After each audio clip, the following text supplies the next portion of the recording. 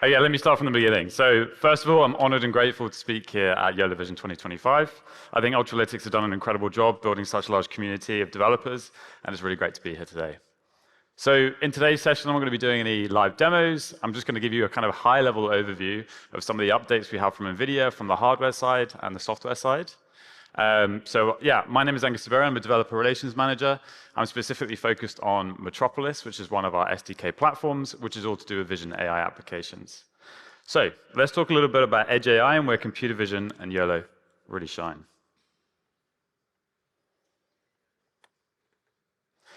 So Edge AI and robotics is to deploy AI applications or devices or robots throughout the physical world. It's called Edge AI because the AI computation is done near or at the user edge of the network, close to where the data is located, rather than centrally in a cloud computing facility or private data center. So nearly all industries will be transformed by this AI superpower, as we've all mentioned before. Manufacturing facilities will become smart factories. Retail stores will be automated with robots refilling the shelves and products.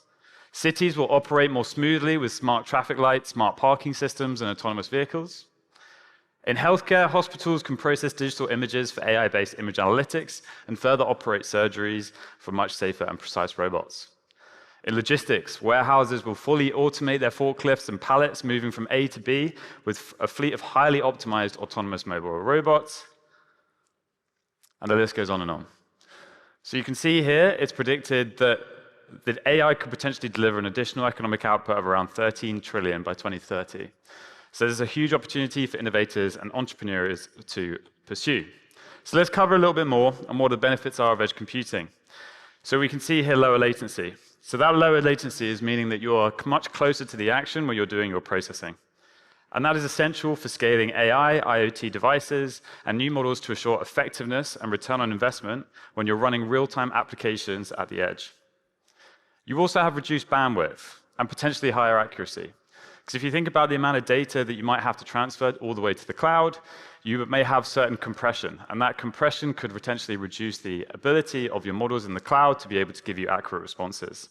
So this is actually a really important point. Reducing that bandwidth and getting much faster connectivity between the action and the AI is really, really important. You avoid data reduction compromises that can hurt accuracy in critical fields such as autonomous systems and medical imaging. But then there's also the data sovereignty and security, and I think this is a huge part if you think about all of the different concerns around data and where it's traveling. Process data locally where it's collected, keeping it behind the corporate firewall. You can simplify compliance with strict data privacy laws, and you also reduce the risk and enhance privacy by keeping sensitive data from being transmitted over a wide network area.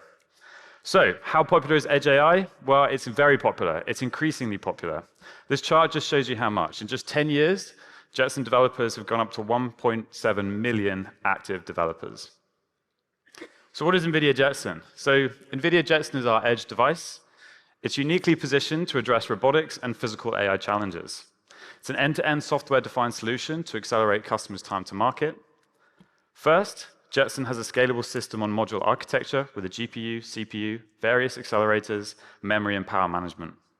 Secondly, NVIDIA's entire software stack runs on Jetson, including many GPU-accelerated frameworks, such as Isaac for robotics, Metropolis, which is where I'm from, Envision AI, and then Holoscan for sensor processing. Thirdly, the Jetson platform offers a cloud-native microservices that are use-case-specific reference workflows.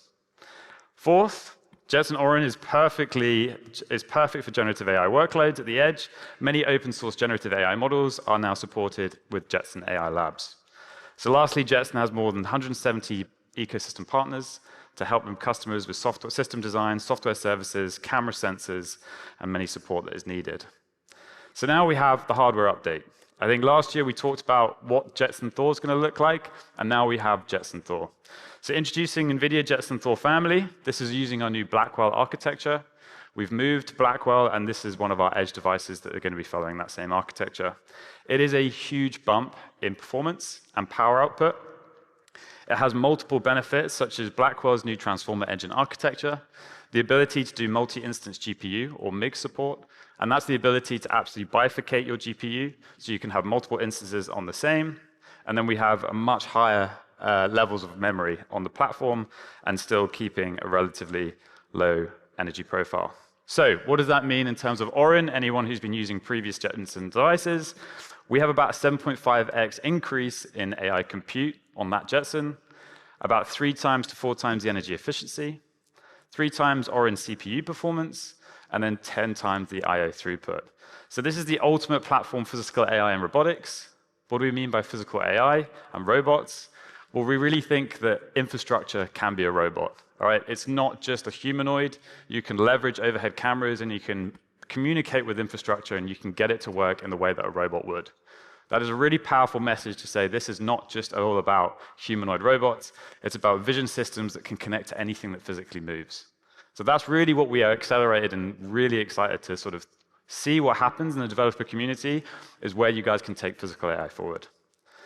So like we said, it supports all modern Gen AI frameworks and modules. That amount of RAM that we now have accessible on a Thor means you can actually run much, much larger models on that piece of hardware. So it can support virtually every model through our programmable architecture. Because Thor is based on Blackwell, it has all the frameworks available to it. It delivers up to 2,070 FP4 teraflops of AI compute. So that's one of the big changes in this new architecture, is we can now support FP4. We saw it in the Intel talk previously, where you can go down to int 8, int 4. FP4 is now supported within our GPUs, which means you can further optimize your models. So this is our edge computing platform with the Blackwell architecture. So you can see here we've got Jetson Thor for humanoid robotics and physical AI. This is much more where you guys will be playing in. But then if you're building vision systems that are going to control an actuator or going to control a physical system, you might want to have industrial edge or medical edge. And this gives you extra security guarantees and reliability on your hardware. And that is through the IGX platform. And then we also have DGX Spark, which has attracted a lot of attention. This is an AI development prototyping machine, so everyone can access CUDA from their own machine. It's a very small profile, but you can also access it remotely, and you can stack 2 of them together to increase the amount of memory that you can have on them, so you can load more models and run them on a small footprint. And then lastly, we have much higher compute edge. So this is the scale-up, scale-out AI workloads. The ability for you to have a workstation or a server that can do a lot of processing, a lot of Gen AI processing. It could do simulation. You could do a lot more within the facility in which you're running your devices, but in a separate box and connected to your edge. So there's edge, and then there's sort of edge within the facility. So this is our full compute platform, and we're really excited to see what you guys do with it. So I've talked about the hardware. I've talked a bit about why we do edge. Now let's talk about how do I accelerate model inference at the edge. Now, I'm not going to go into too much depth here, but I'm just going to kind of show you guys some of the frameworks I definitely recommend you look into when you're looking at optimizing your inference service on or any of our NVIDIA hardware. So, challenges in model deployment. You have multiple frameworks. We've seen this today. There's a bunch of frameworks in which you can use, and sometimes it's difficult to choose them. You have different types of queries. So you have real-time, batch, streaming. That's also going to have different things that you're going to have to think about when you're implementing them. Your cost of deployment. You need mixed infrastructure. For a full large-scale deployment, you may need lots of CPU, GPU on the cloud, data center GPUs, but then also edge. So disparate serving solutions can increase your cost. You always need high performance and low latency inference on the GPU and the CPU. Hardware that's underutilized is going to give you a lot of cost challenges. So, and there's a lot of ecosystem tools, MLOps, right, for you to be able to scale this up. So for you to be able to choose where to start, I think is very challenging. So at NVIDIA, we recommend you start with Triton Inference Service. So NVIDIA Triton Inference Server is a versatile inferencing server, providing significant optimization tools. It natively supports multiple popular frameworks and languages such as TensorFlow, PyTorch, Onyx, and Python as executable backends. So there's a consistent way to deploy models across frameworks. It optimizes inference for different query types like real-time batch audio streaming, and it even supports pipeline for models for pre- and post-processing for inference. It allows models to run on CPU and GPU on any platform, cloud, data center, or edge. It is designed to integrate with DevOps tools like Kubernetes, MLOps platforms like Azure ML, and so on. It's a high-performance serving platform that maximizes GPU and CPU utilization and thus provides very high throughput and low latency. So in summarization, this helps standardize your AI inferencing, and it's a great place for you to get started. Now, let's say you have your model, you know what platform you're using, you've put it into your inferencing server, and you want to be able to really, really go into the low-level system and optimize your model running on NVIDIA GPUs. So once you know what GPU you're going to be using, TensorRT is the way to optimize it even further. So it's optimized to deploy neural networks in production. You can maximize your throughput and latency for latency critical apps and compiler runtime. And the way you can do this is through different types of functions. You can reduce the mixed precision like you saw earlier in previous talks, and now we have Blackwell architecture, you can go down to FP4. You can do layer and tensor fusion to reduce your memory bandwidth, kernel auto-tuning, dynamic tensor memory, multi-stream execution, and then also time fusion. So that's a really good way for you to be able to sort of get more out of your hardware once you've managed to implement the model. And then once you've chosen your hardware, regardless of what framework you have used for your YOLO model, you can export straight into TensorRT to further optimize the hardware of your choice. And as Ultralytics user, this is even easier for you to move your model straight into TensorRT. So it's very user-friendly thanks to Ultralytics. So how can I accelerate my entire vision application? So we've talked about using the model on the hardware. We've talked about the type of hardware. What about your whole end-to-end pipeline? Now, this is where you kind of go beyond just the compute that you're looking at. You're looking at the whole system. So DeepStream is an SDK library from NVIDIA. It's based on GStreamer and follows a streaming architecture and is trusted over by 1 million developers. The elements of streaming pipeline architecture are called plugins. So these little green blocks are the plugins. And they offer hardware acceleration, not only to accelerate the whole pipeline, but also for you to allow to add AI capabilities into your pipeline. The DeepStream SDK leverages multiple hardware blocks available on NVIDIA products to accelerate from decoding, pre-processing, tracking and visualization, and of course, AI inference. The DeepStream plugins are also optimized for data transfer. So there are 0 memory copies between the plugins they leverage. There are 0 memory copies between, I completely lost where I was. There we go. 0 memory copies between the plugins and they leverage CUDA hardware buffer. So that's one of the ways in which you can maximize the amount of throughput that you're getting through your system. So these hardware accelerated blocks, they need to be deployable from ARM-based appliances such as Jetson, all the way to public clouds and hybrid deployments. And this is what DeepStream brings to the table, a feature-rich SDK that allows developers to leverage hardware accelerated blocks that can be easily deployed from Jetson to the cloud. The insight on this slide is that DeepStream allows developers to focus on bringing a new use case with differentiation, with a peace of mind that they have a fully optimized and accelerated blocks for each step on video and audio streaming application. So the DeepStream SDK is a streaming analytics toolkit that is cloud native and can be deployed in containers and managed in Kubernetes. So this has been a very well-established system that we've been working on, and now we have some updates. So this is what its kind of superpower is. Fully accelerated plugins, like we just saw. We also have Inference Builder. So GStreamer is a very steep learning curve. And what we've done is we've managed to reduce the amount of lines of code that you need to write for you to be able to get your pipeline up and running. We have state-of-the-art trackers. We also have pipeline tuners for you to do for you to optimize your parameters without having to do it manually. We also it gives you the ability to deploy your computer vision application as microservices. You can securely publish your AI metadata, and then you can also have disaggregated pipelines. So, DeepStream 8, 3 new features that I think are worth talking about. Inference Builder, getting up and running is much easier. We also have real-time multi-camera tracking. And this is a system where you can take your detection model, you can then take the configuration of the camera in which you're doing detection, and then you can be able to track exactly what that object doing, and it's doing it in 3D. And then we also have Mask Tracker. I'm specifically going to focus on Inference Builder and real-time multi-camera tracking. So here we have, if you have overlapping cameras in a facility, what you can do is you can take your AI model or your detector, and you can put it into DeepStream's MV3DT, as well as the configuration of the camera. And what this is going to do is it's going to give you the ability to do real-time 3D tracking.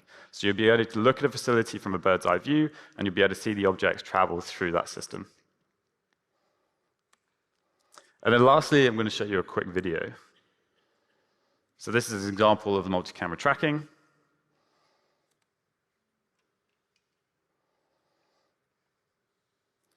GStreamer can be a steep learning curve. So we've already talked about this. So we basically said, here's the amount of code that you're going to have to get started.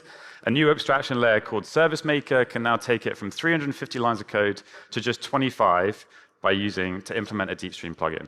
So we've really made it faster and easier for you to be able to deploy these systems. The next thing I want to kind of talk about is how do you deploy them from coding to development. So you can now create a DeepStream app in minutes, where previously it was a much harder system. And then you can then package it as a container, containerize into a DeepStream pipeline, and then you can control that pipeline through an open API format. I think it's a really valuable thing for you to be able to do. So you can add a stream, you can delete streams, you can stop and start your pipeline, all through this open API format. So now I'm going to run this video, and hopefully you can hear it. Introducing NVIDIA DeepStream Inference Builder. Build and deploy real-time vision AI pipelines and applications in minutes. Creating image and video ingestion pipelines for AI models often requires GStreamer expertise and hundreds of lines of code. Instead of writing GStreamer code, you can skip the complexity and focus on models, metadata, and customizing the pipeline for your vision AI applications and agents. You start with a simple configuration file that automatically generates your inference pipeline. Supplement it with an optional OpenAPI spec. Inference Builder blends reusable templates with a standard inference flow to produce your microservice or application. The final pipeline includes model loading, pre- and post-processing, multi-model support, and a built-in API server integration if desired. With DeepStream Inference Builder, developers can now select across multiple backends, unlocking a new set of possibilities. When using the DeepStream Inference backend, you can continue to use advanced features such as multi-camera tracking and connect message brokers for real-time metadata output. And with the TensorRT LLM or Triton backends, you can run state-of-the-art AI models with GPU-accelerated inputs and outputs in your pipeline. Use vision transformers, open-source vision models, and vision language models with DeepStream and the NVIDIA VSS Blueprint for video search and summarization to build new generative AI applications in minutes. Brilliant. So if you want to get started, here is everything you need. You can basically search for DeepStream Inference Builder, and it'll be the first thing that comes up, and you can go straight into a README file, and that will give you everything you need to get started on the Inference Builder. Follow the installation instructions on the folder. You can explore the different Inference Builder examples to test them. If you have any questions on DeepStream, please go through the forum, or you can come and speak to me later. And if you want to learn more about Metropolis and what they offer, please just visit the website. Thank you very much.